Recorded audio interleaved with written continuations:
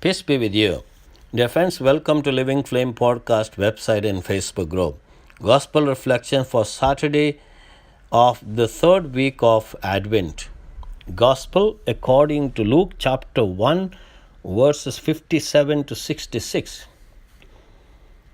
We have this beautiful narrative of Elizabeth giving birth to John the Baptist.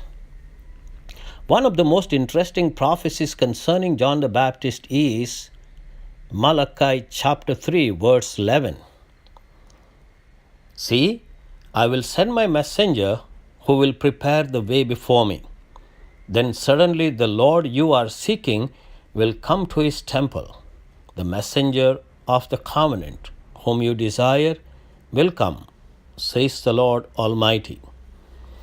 God spoke this to the people of Israel because they had asked, "Where is the God of justice?" There are two messengers in this verse.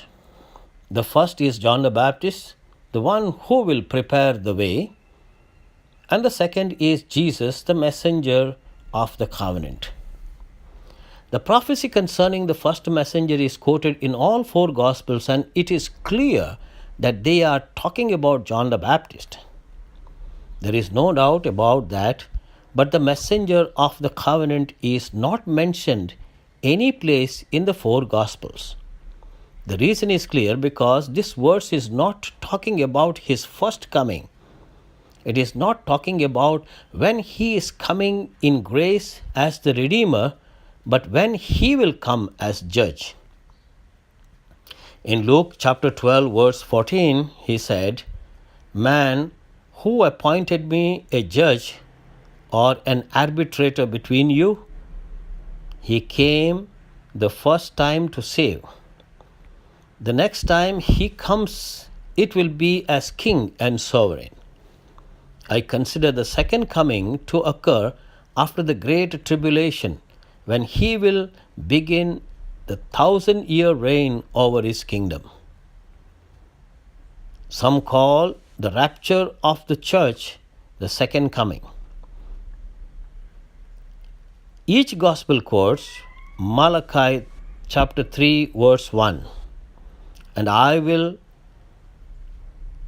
would like to look briefly at those passages.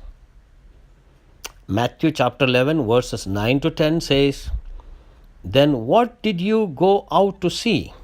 A prophet? Yes, I tell you, and more than a prophet.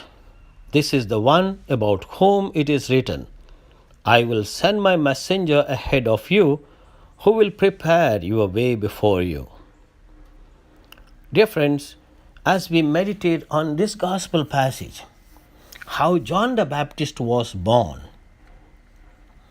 and how John the Baptist became the center of attraction to all the people in Jerusalem and in Judea. The miraculous birth of John the Baptist happened so powerfully. Even at his birth, people started asking, "What then will this child become?" For indeed, the hand of the Lord was with him. The miraculous opening of the mouth and tongue of Zechariah when he began to speak, praising God. Fear came over all their neighbors, and all these things were talked about throughout the entire hill country of Judea.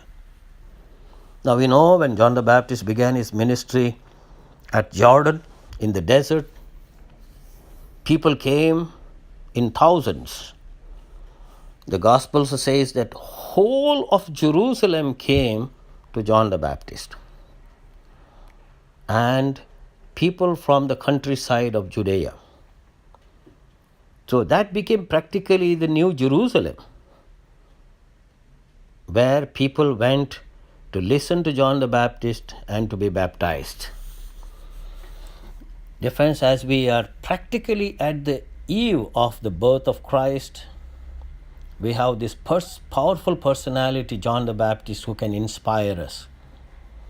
What we can learn from John the Baptist and his miraculous birth is this: that he uttered those precious, humble words, I am not the one. The one who is coming after me is greater than I am. I am not the prophet, I am not Messiah, I am not Elijah.